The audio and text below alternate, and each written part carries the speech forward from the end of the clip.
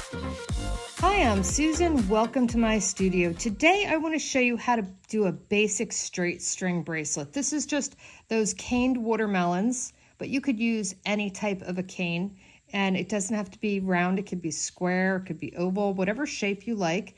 And it's really nice if you have two holes in it, because this way it's really easy to just make a straight string where you go up and around. And it looks more complicated than it is, but it's actually pretty simple. So let's get started. Now I'm just doing a straight string. These are just solid watermelon beads, and I've put two holes in each one. Now, did I get them exact? Probably not. I'm just eyeing them up, and they're probably not going to be perfect, but it will still work for a bracelet. Don't beat yourself up that it has to be perfect. That will just drive you crazy. Now, I decided to take this one and put a hole just in the center. There's no hole on the side. And that's going to be my clasp, so I can keep it just all watermelons. Now, I have 8 beads here. I'm not sure if I need 7 or 8.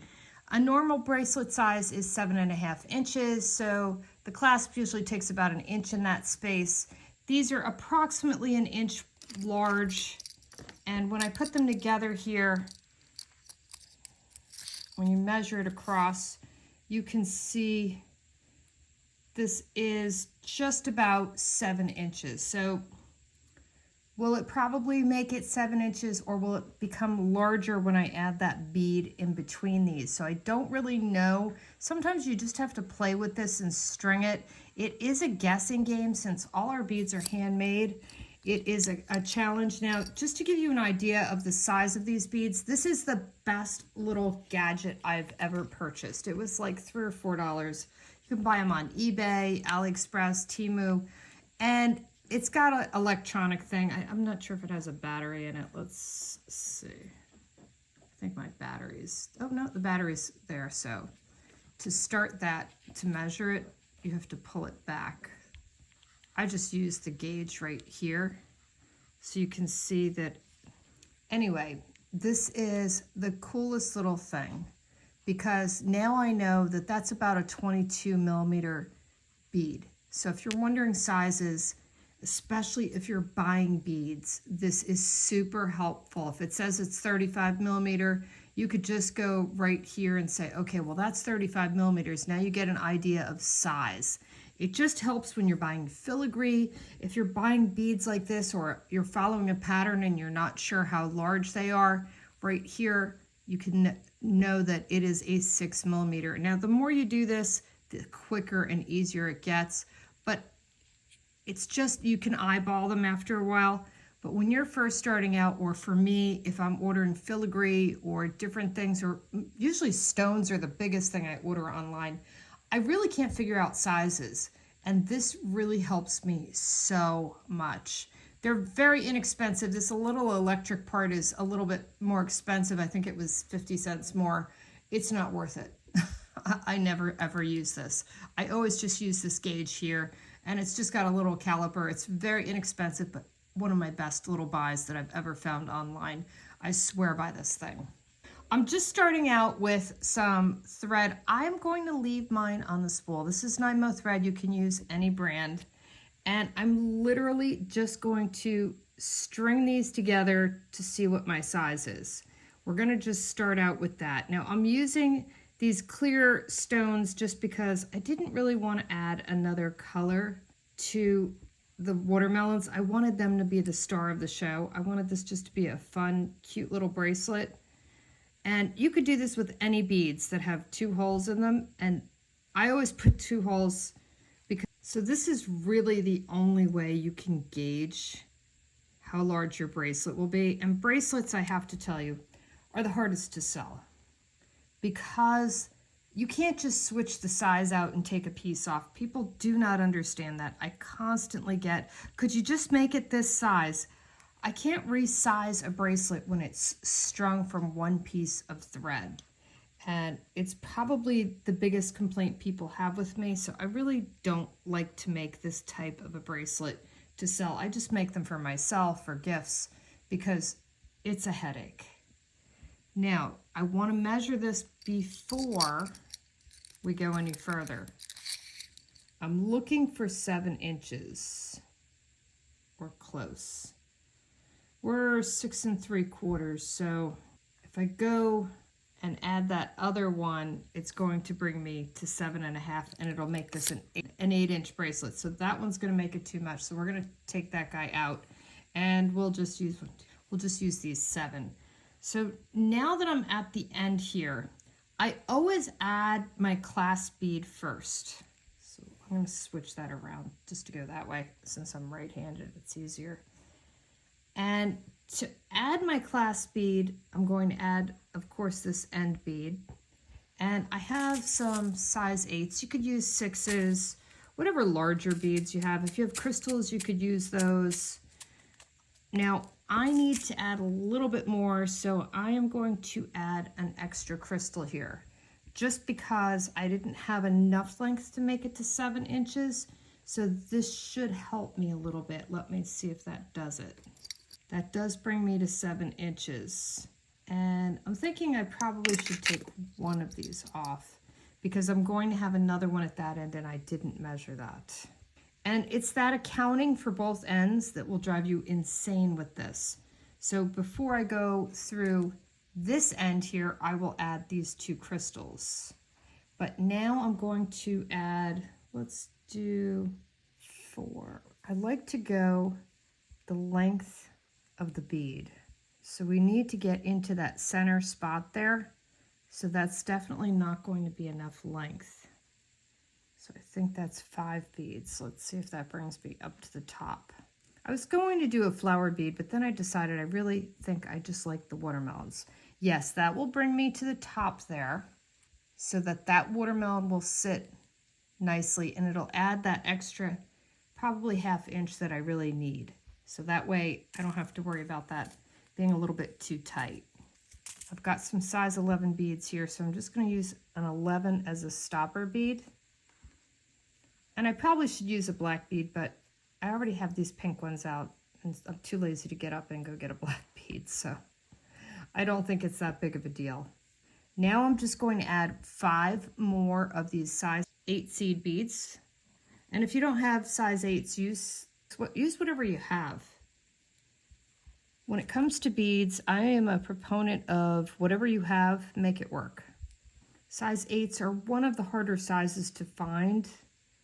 And some people love them, I love them, and some people hate them. So it is a personal taste. It's not a necessity size, that's all I can say. But if you don't like working with all these tiny 11s, the 8s are just that one jump up that makes it a lot easier to see. Some people struggle with these smaller ones. So I'm just going to go all the way across here, adding my crystals in the other side, and that's why I call this a straight string around. But it's something that if you're selling your work, bracelets like this are the absolute most difficult thing to sell. So I don't recommend. If you notice you don't see a lot of people selling this type of bracelet, it's because of the size factor. Some people have a 10-inch wrist, some people can have a 6-inch wrist. They can vary so much that this is not the type of bracelet you can switch up. But see when you've got those 2 holes in there, how they nicely don't swivel or move? They lay nice and flat. And even though they're not perfectly centered and all even, they look fine. And let's face it, watermelon slices are never even, at least for me they're not. So it's okay if they're not perfect. It'll look really cute on. And that's what we're going for. So now it's just easier to flip it. Always flip your work in the side that's easier for you.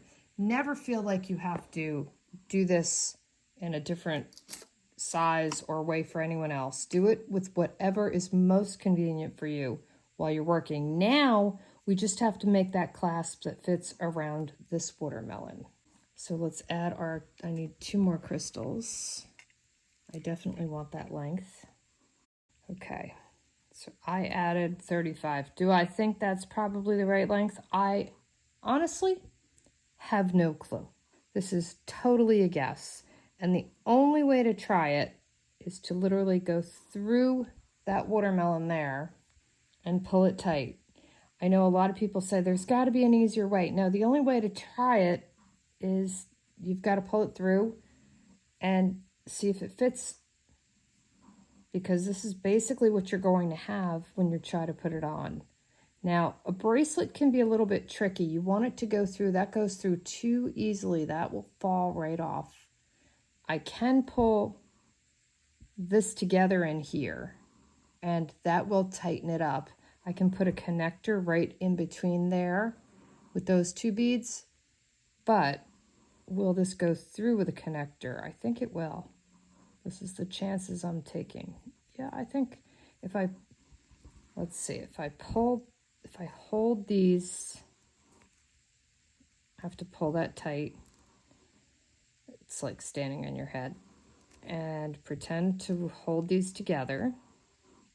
Now see if I can get that out, because that's the challenge. It's a little tight, but I think that will work. And I want it a little tight. That's a really important factor. If you have it that it's really loose, it'll just keep falling off. If it's a necklace, it can be loose. It'll be fine because the pendant in the center will hold it down. So gravity will hold it on for you with a necklace. With a bracelet, you don't get that mercy. If it's not right, it'll just fall off. And how will you learn that? After you finish stringing, when you go to put it on, that's when you're going to learn it. So now I'm just going to pull that other end. And a lot of people don't know why I do this. I don't know why I do this. For some reason, you could knot this up right now, but I already pulled it past that string.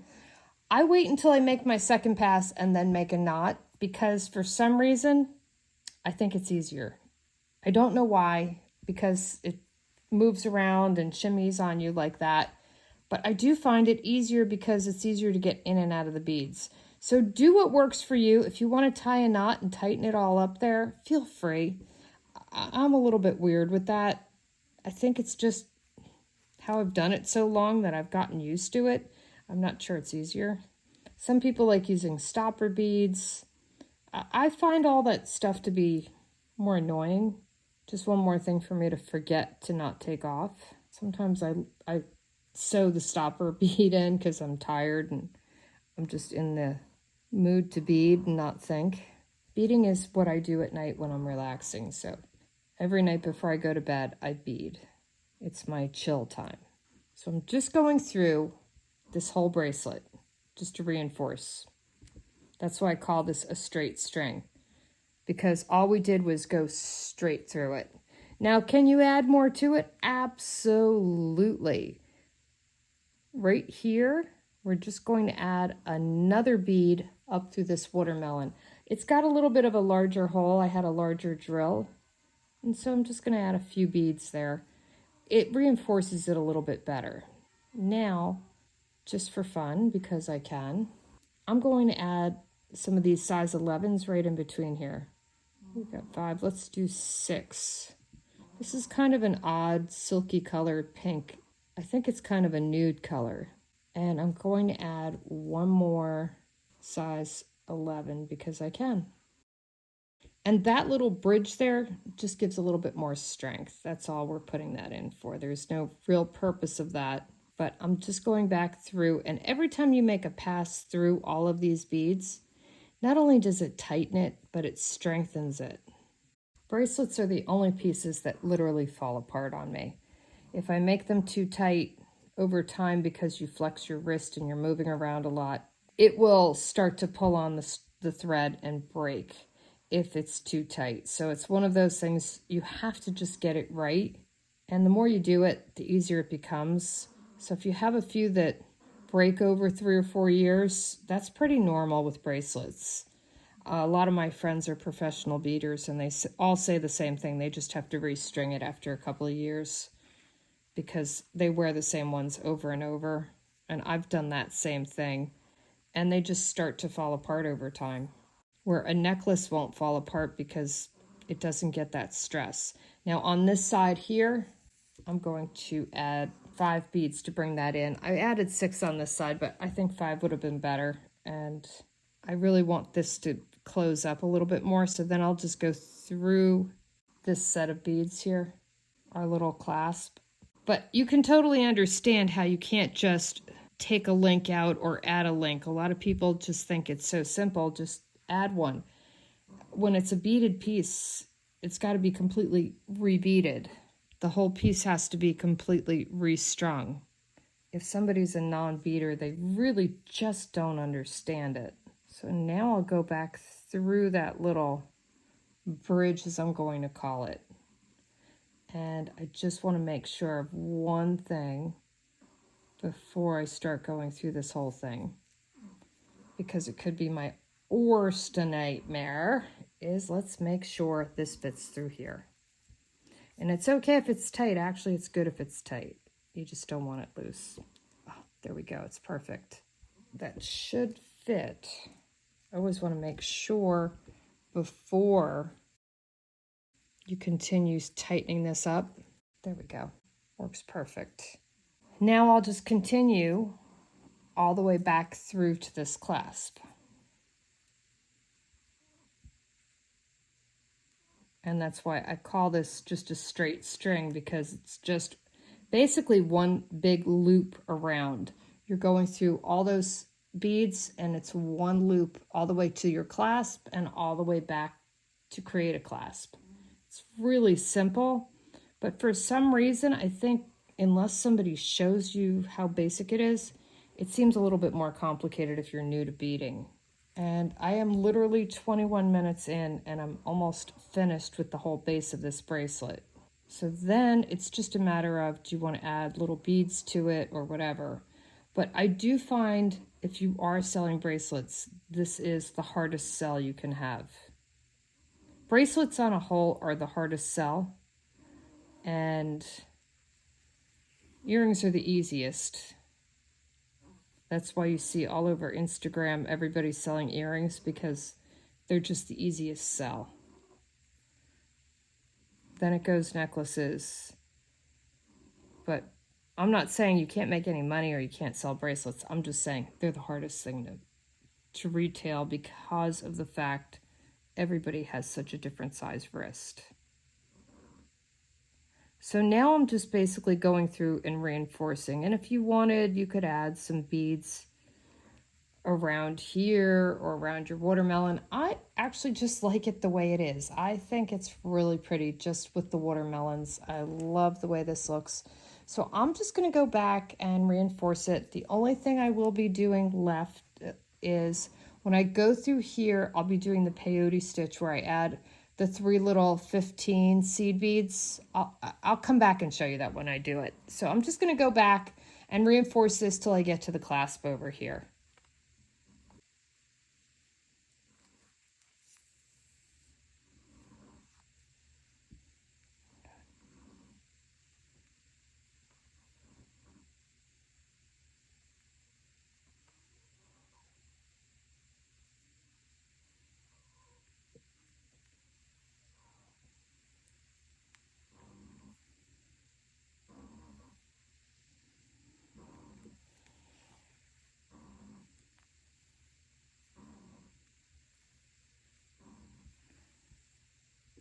So if you just make any shape bead, you could easily put them together. As long as you have 2 holes in them, they're really easy to string together as a bracelet. You could do these, you could do 5 of them in an evening. It's no big deal.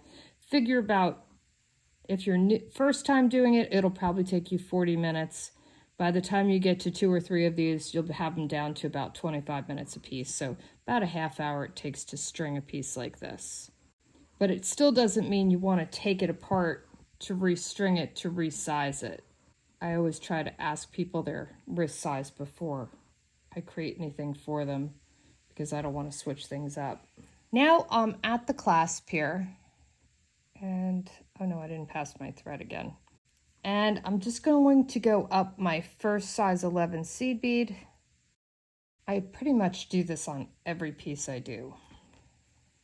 I just like the way it fits through better. I like the little ruffle, and it's easy to do. So these are 3 size 15 seed beads, and I'm going to go through, I went through the first bead. Now I'm going to skip a bead and go through the next one. These are probably not the best colors to see, but I've done this so many times. anytime I make a bracelet, a necklace, any kind of clasp, I do this. So if you're having trouble seeing this part, you can look at any of my other videos. I finish all my pieces off this way.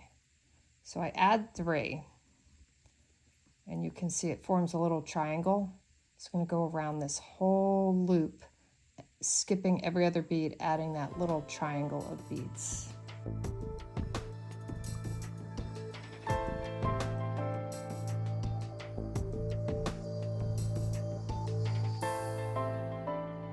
Okay, now that I'm going through and I've added all of those little beads, see how much prettier that looks already? It also gives more heft and more strength. Now I'm just going to take this little bridge I added and go across that bridge. And that brings me back up to the beginning, and I'm going to go through the first size 11 and then go through 2 of those size 15. So I come out through the middle there. Now I'm just going to take 3 more and connect these points. So you can see here, I have little points that pop up. We're just going to connect that top bead. And we're adding 3 beads in between, which is what gives a little bit more heft to this. And every time you make a pass, it gives a little bit more strength. So since this is the clasp, it just gives it more strength having all these little beads built up here.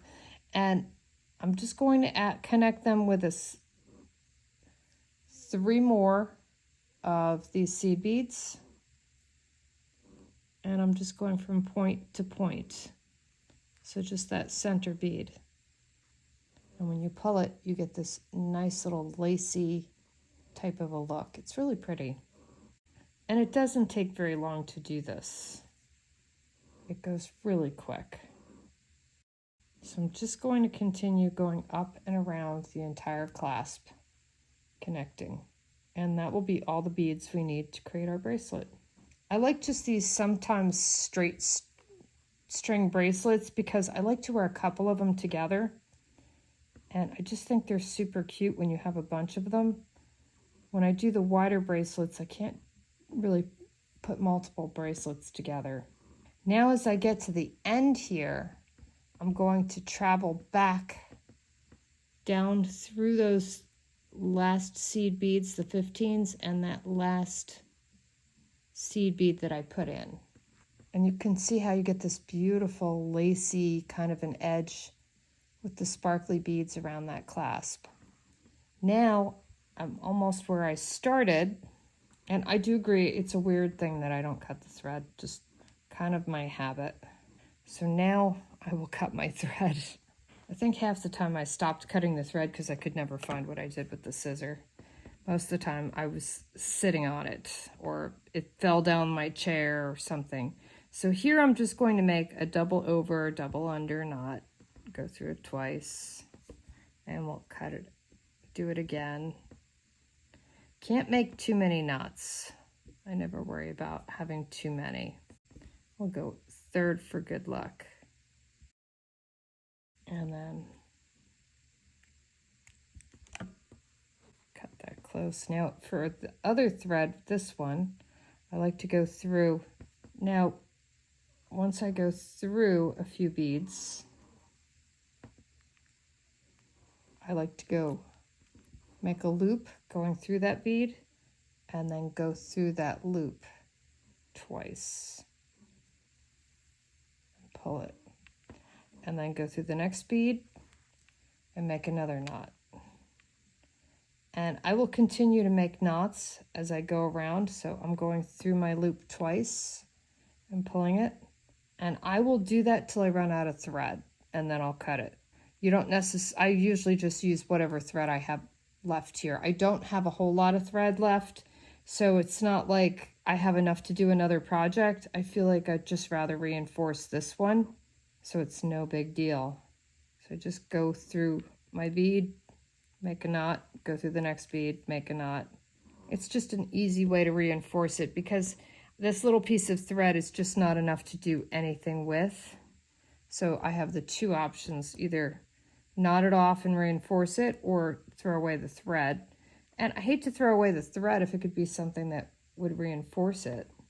Now, if you wanted, you could also put beads going through these right here.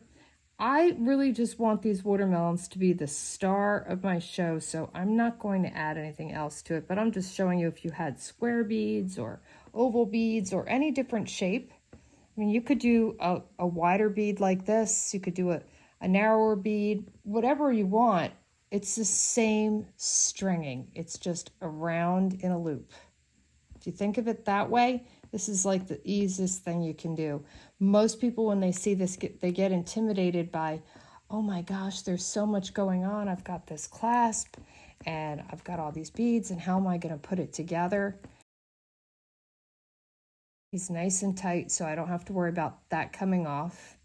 But you can see you've got a cute little bracelet, and I could just cut this string at any time now because it's been knotted so many times, but I'll just continue to use it just because I don't want to throw it away. I hope I gave you a simple explanation of how you can take a simple bead and turn it into a bracelet. And you can make any length or size, just measure your wrist, and I always add a 1/2 inch just for the clasp. It makes it easier to get it on and off, and that way you'll have your exact bracelet size. Now here's another bracelet that I've done basically the same. It's just that straight string across, and it's done with that same cutter set from Temu. So you've seen that video with the cutters, and I really love the shape. Here I used one as the clasp, and I'm working on another bracelet, and I wanted to show you how I created those little in-between pieces here, because I've shown you how to do the straight string, which leaves you this gap in between here if you have a larger bead like this. With the other bracelet, it was pretty close together, so there really wasn't any room for this. It would have looked funny with the watermelons. But you can see here how this fills in so much nicer than this gap. I like the way that looks so much better, and it's really easy to figure this out. On this bracelet, here I use 3 size 11 beads, and basically what you have to measure is from this hole diagonally to this hole. So you're basically just creating an X, and you're going through these bottom beads and going up and around like a figure 8. And the way I do it is, because I'm using 15s, I'm using 5 of them. And then I have a 4mm crystal, but you could use a size 6 seed bead, an 8, whatever you have. To me, whatever you have is the best beads. So if you notice, I'm using 15s on this one. On this one I used 11s, and the reason is I like the pink color here, and I didn't have it in 15, but I had it in 11. And here I like this blue color, and I don't have it in 11, but I have it in 15, so just make it work. Now what I am measuring is this distance between this hole and this hole, and then I cross through my crystal, and now I just add my 5 little seed beads and go through that middle crystal. And it just adds a lot more depth to the piece. I like the way it looks better filled in when you have a larger gap. It really depends on the shape of the bead. Then I'll just take 5 more crystals and go through that bead next to it. And when you pull it, that's how you get those cute little X's that fill that in. It just looks a lot richer having that filled in versus having that gap. So it just makes it look like I've spent a lot more time. It doesn't take just a few minutes to fill that in, but it's a pretty easy spot to add that extra bead in. Now here's another bracelet that I would consider a straight string, even though it's a little bit more intricate than that. This is actually a very wide bead. Let me show you in comparison to the Temu bracelet. The width of this bead, it's quite wide. What's quite nice about this, it's one of my favorite cutters, is it's just got a really cool shape to it. You can use it in so many different ways. It's from Ojoy Creations, and I think you've seen my watch band that I've created out of this. Everybody keeps asking me for the watch band tutorial, but my problem is my watch bands keep falling apart. They do not stay together with beading stuff because the Apple Watches are actually just too thick and heavy. And after time, they keep breaking elastic, everything. So that's why I haven't done a tutorial on that. But for just a straight string bracelet or even an elastic bracelet, I love this cutter.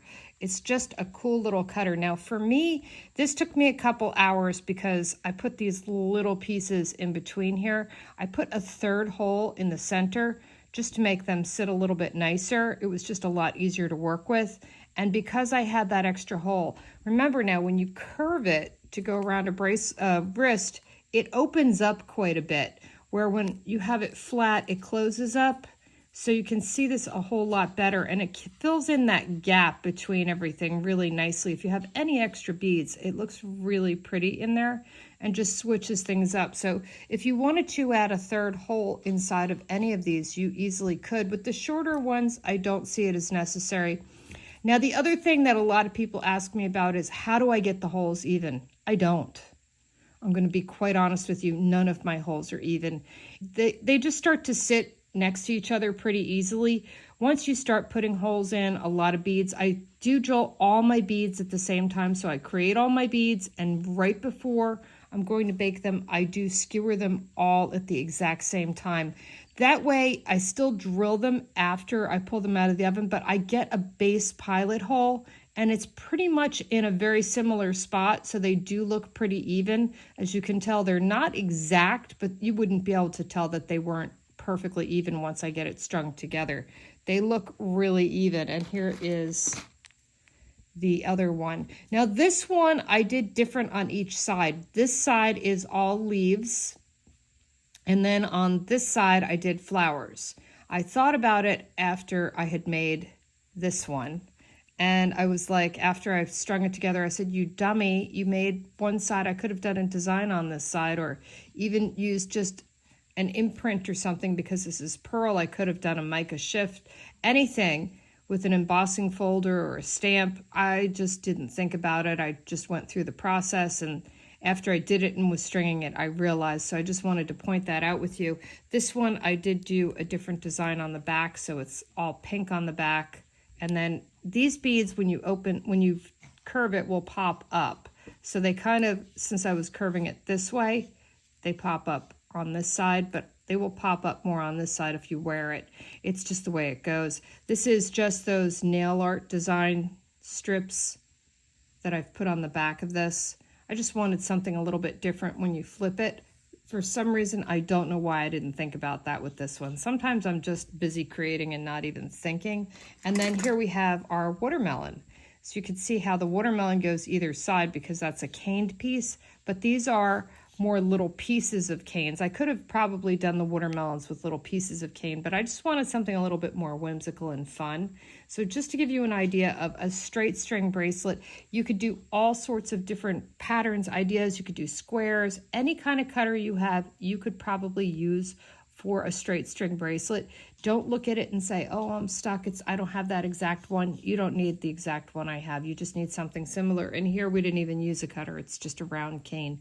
So lots of different ways. If you have a kaleidoscope cane, this could be a really pretty bracelet. I just didn't have any in my stash, or I would have done one as a sample also. So I hope I gave you lots of ideas and inspiration, and thanks for watching.